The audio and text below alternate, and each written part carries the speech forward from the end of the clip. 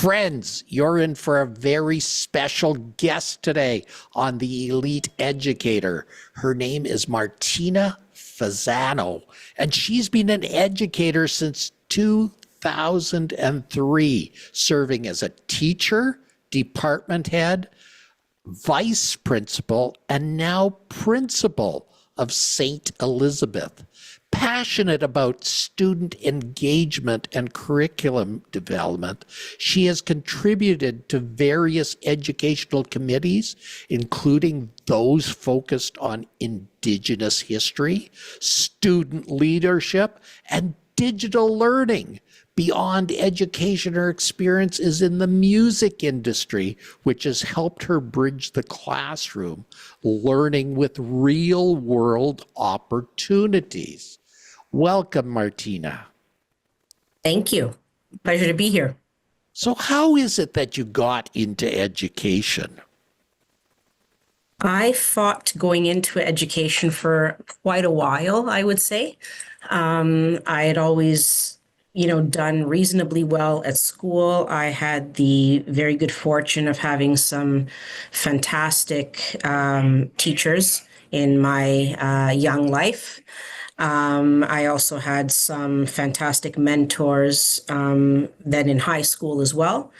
But originally I thought, well, maybe I'd like to do something, super creative and related to music and business and whatnot, because while I was in high school, there was a lot of labor unrest and with teaching. So I didn't want to be a part of that. I wanted to kind of distance myself from the very political side of all of that, because my big thing was, I think that students need to be heard. I think that students and schools are why all of us in education are here, but I think that there's often a disconnect.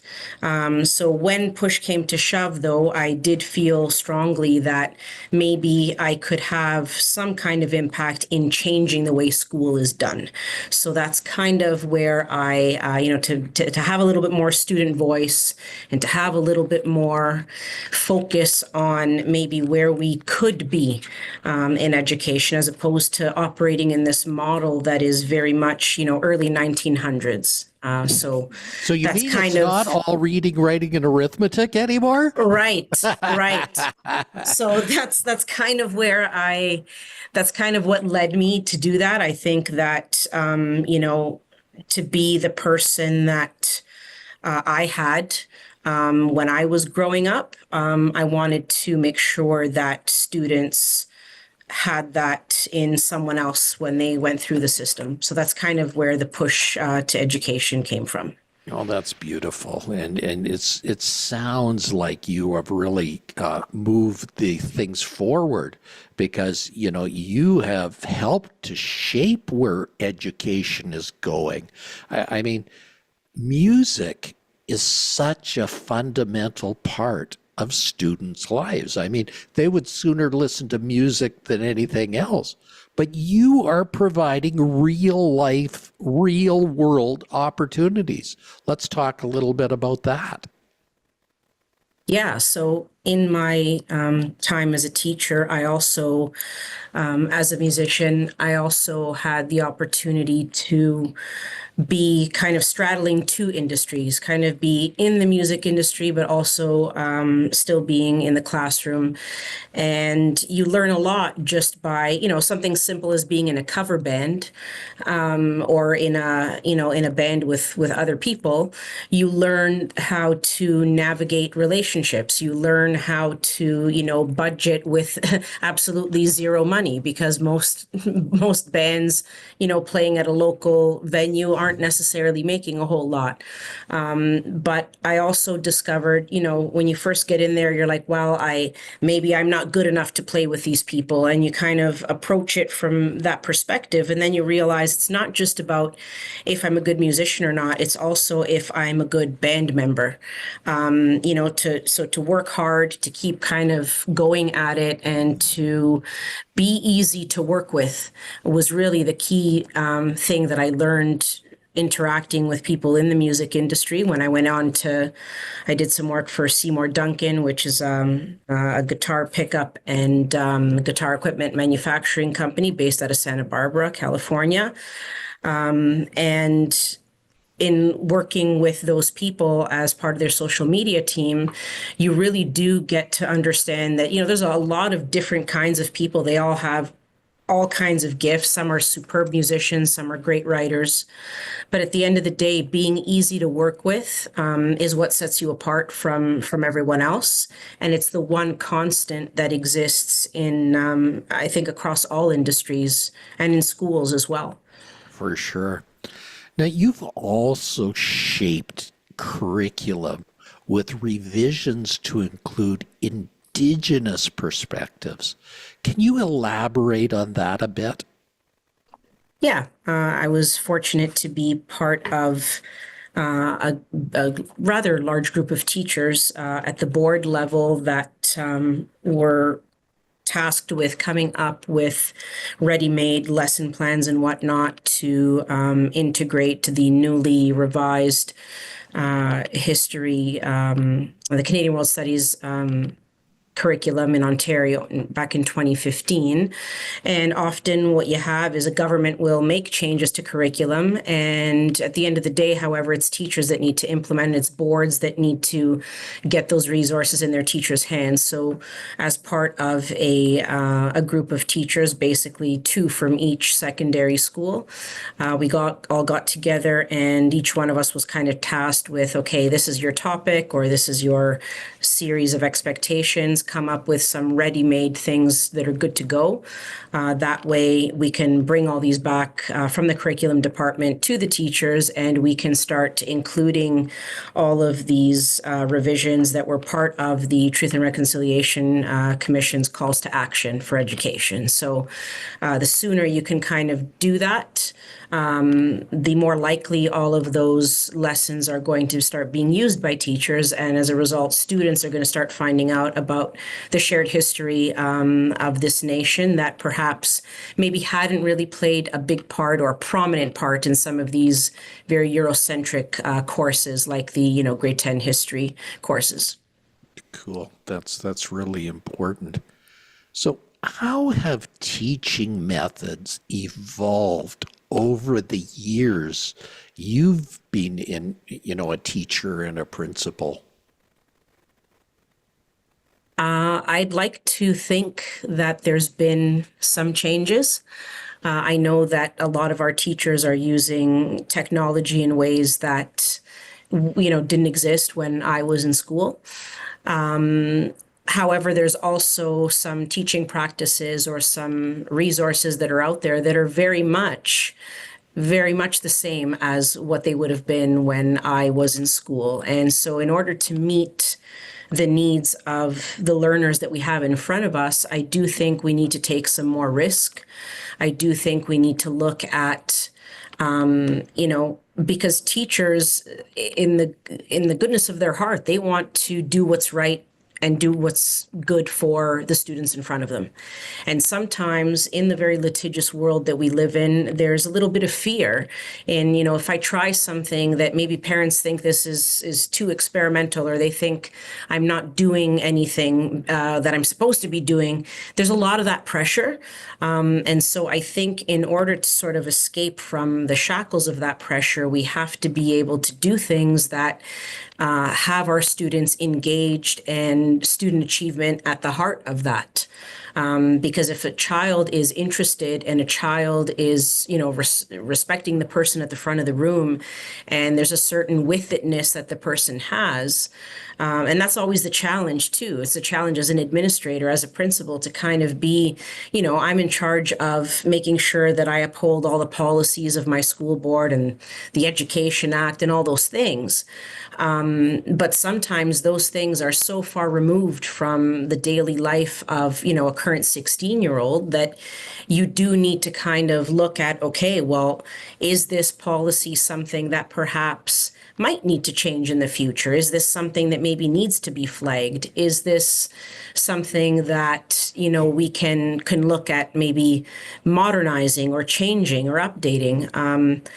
And our students are themselves leaders in moving education forward. I always say that, and it's been that way when you look at student movements, even throughout history, that are related to, whether they're political movements or civil rights movements, any kind of advocacy. It starts with young people because young people have hope, they have energy, and they have the ability to foresee or to project a future that is better than the current one. So sometimes we just have to listen to and follow the kids, as I say. They'll help us lead the way in that regard. We just have to be willing to kind of ensure that we are the people that are, yeah, these are the policies, this is the curriculum, but how do we get to that while still making sure that student voice is heard? That's the key. That's how you move it forward, I think, is you need to look at the future. I see a lot of passion in what you do.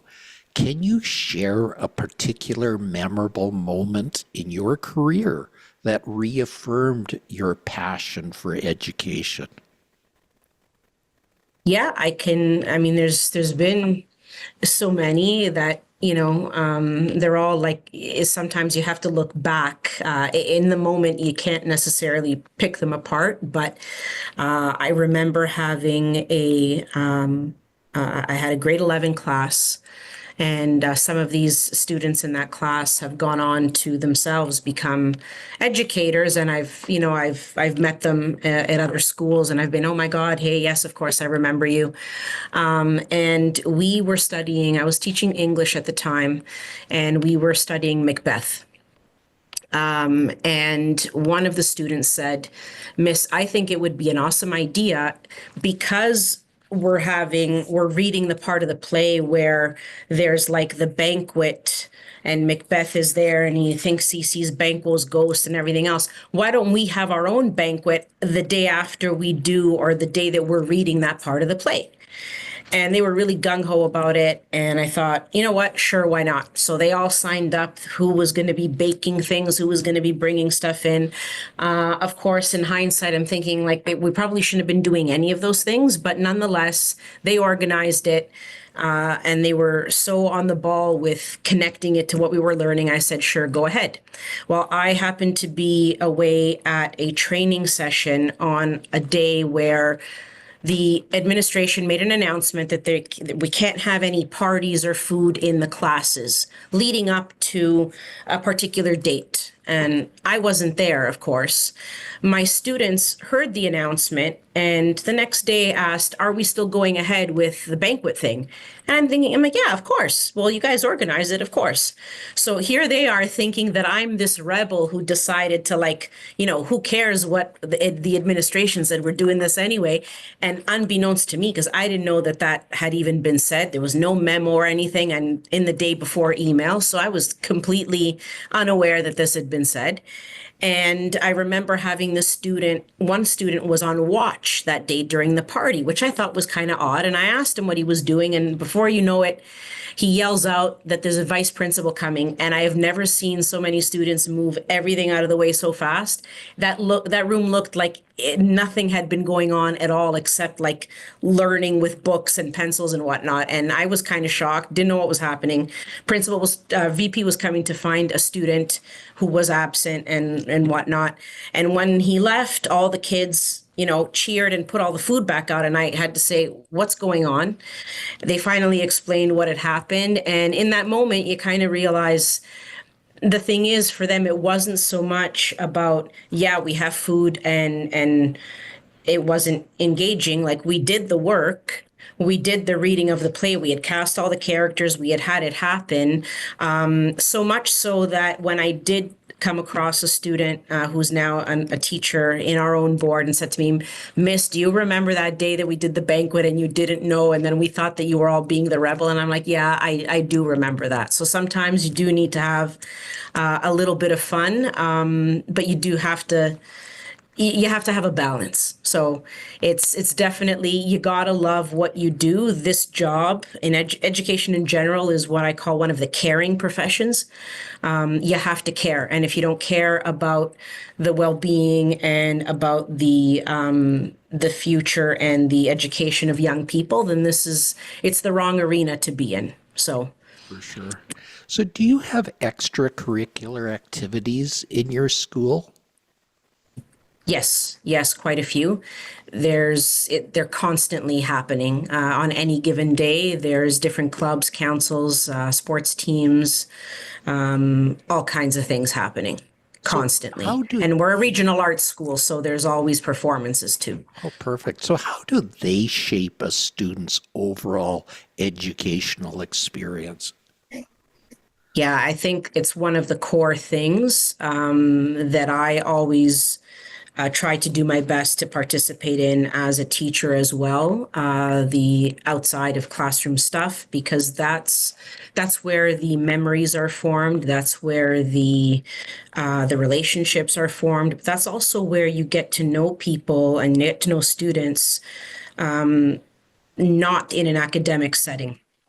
And so some students really shine, for example, as the star athlete. Some students shine as the star musician or artist, or as student council president, but can't necessarily maybe in the class that you taught them, that wasn't their strength. But then when you see them, on the robotics team, they're engineering the whole thing, and you know, I think it's important that you build those skills. I think it's important that that school becomes a multi-dimensional place if it already isn't for some students. So you try to involve as many as you can. I think it really forms the foundation for, some of the hobbies, interests, maybe even some of the careers that they have once they leave this building. And for some students, it is truly a sense of belonging. We have international students and in English language learners here at our school.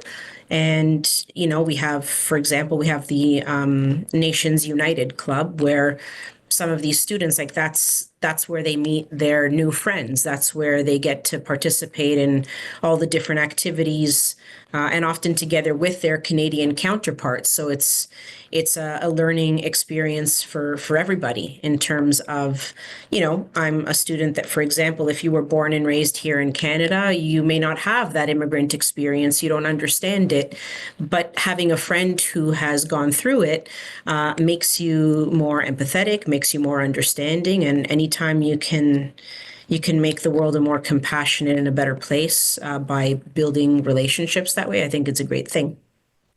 That's beautiful. When I used to be a student, going to the principal's office was often met with dread. Back in those days, we still had the strap, and the Yeah. rumors of the strap far exceeded the reality, but it was hmm something that was certainly huge. So, how has that changed? I think it's interesting because, for some students and for some teachers too, when they step foot into the office, like I don't see myself as my title when I'm working during the day. I'm doing the work that, a school needs. I don't open with I'm the principal. But I've learned that title does carry a certain weight and responsibility with it. And that as a result, you do need to be very mindful of that because when a child is coming into this office, they're not just seeing me as the person, they are seeing me as the principal. And so, how you make them feel when they're here will kind of echo throughout the school, right? So, what we try to do as an administrative team here is we kind of say to students at our opening assemblies, we're here to serve you. So when you get called down or when you're coming to see us, it doesn't automatically mean that you're in trouble. This is not the office of discipline only. In fact, I would say that in this modern era, the majority of what I do is not disciplinary, but it's to support mental health. It's to support student initiatives. It's to deal with matters that come up in terms of problem solving or negotiating something. Whereas I would imagine, even 5 to 10, 15 years ago, the role of the principal was different. Sometimes I'm meeting with families to discuss, like, what do I do now that my child's been accosted over, through social media by a stranger? What do we do next? Because that's the reality of what's going on, and we tried our best to, make people feel comfortable when they come into any of our offices. My office is, you can't really see it right now, but there's a collection of things in here that often I use to kind of, break the mood a little bit. A lot of the students will come in and say, wow, like, you have a cool office, there's cool stuff in here, and that's with intent. It's done to, yeah, a little bit more about me when you see some of the little action figures I have sitting on my shelf, or the guitar behind me. But at the end of the day, it's to kind of make people feel a little bit more at ease, so that we can get to the whole point of why they're here, and that's usually to help and support them, even if it is a disciplinary thing on that particular day. Okay, I understand. I am so pleased how that has evolved, because certainly the old method of doing thing, where the principle was to be feared, I'm glad now the student can actually approach the principal and know they are in your camp, and know that they're to help you with things. Because you know how many broken families are out there, and how much mental illness is a problem. That is huge. Absolutely. I mean, to have, we kind of say, you want to have at least, we hope that every child has at least one caring adult that they can turn to in this building on any given day. Because that's often the difference between, being engaged and staying here in school and doing all right, and graduating, versus not, and versus falling in with the wrong people, or being more vulnerable by meeting people online that are posing to be someone that they're not. I remember my own principal in high school, who was an awesome lady. And, of course, I still feared standing in her office a little bit. But she was already of kind of on part of the old guard, maybe, that was starting to shift, in that you offer that care and compassion while also being sort of the steadfast leader that, yeah, I will call you on the things that, you're not supposed to be doing or whatnot, but you do it with care. You do it knowing that a young person is in a developmental stage where they're still learning, and sometimes they're going to make some pretty big mistakes. Sometimes they're going to, need you to be that person that gives the tough love and says, no, I'm sorry, you did harm to someone in this building, and yeah, you will be suspended and whatnot. But that child, even when they're suspended, is still they're a part of this community. So when they come back, what are the next steps? Because the suspension is easy. That part is the easy part. The difficult part is when this person is reintroduced into their school community. Because a lot of them, I had one student say to me, Miss, you probably just, like, you think like, oh, I suspended him. And I said, I don't, when you walk around in the building, I don't see like this little suspension banner over your head. That's not, to me, it's a mistake that you made, but it's not, doesn't speak to the human that you are. It's a snapshot in time, right? Just the same way that a midterm mark is, or a test mark. And I used to approach it the same as a classroom teacher. You're not there to condemn. You are there to be sort of you're kind of like the parent, except you're parenting you're the parent of a lot more than just your own child at home. But you have the same, I like to think of it as the same way. Am I still a little bit scared of my mom? Totally. But more out of respect than out of fear of, I can't go to her with a problem. And that's how I hope myself and my team here, that's kind of how we try to do things. Have that you have the respect for the authority, sure, but it should come from it should come from a place of care for that student. Yeah, that's beautiful. Can you, if anybody wanted to reach out to you and find out more about your school or what you do in it, is there a way they could do so? Absolutely. They can head over to Instagram as the easiest way.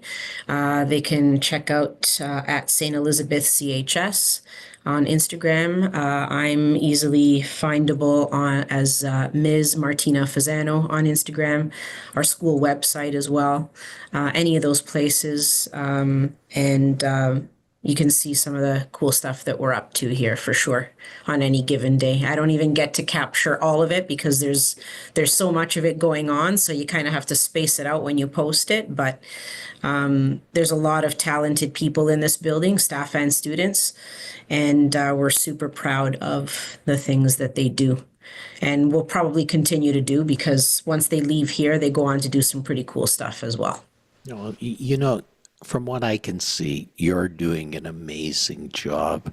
And I thank you for doing what you're doing. More principals, more teachers will take some pointers from this and implement them in their schools as well. Thank you. That's it's a humbling thing. I think it's an awesome responsibility to be the principal of a school.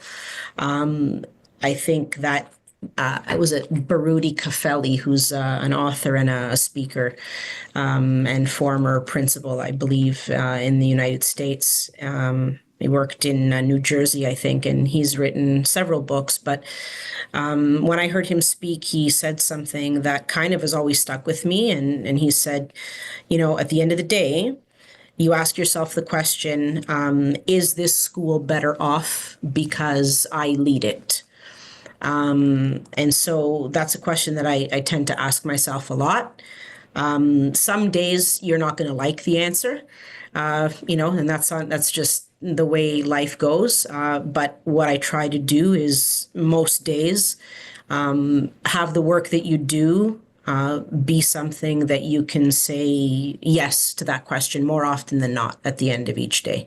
And over time, hopefully, baby steps, because anything in public education usually takes a long time to change, but you just keep going.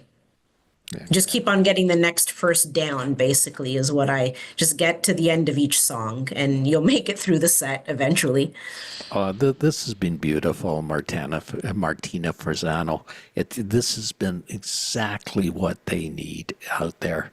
And friends, if you would like to know more about how to help your school, please check back for every episode of this because we have amazing educators that you could really learn important tips for your school. Thank you again, friends, for listening in.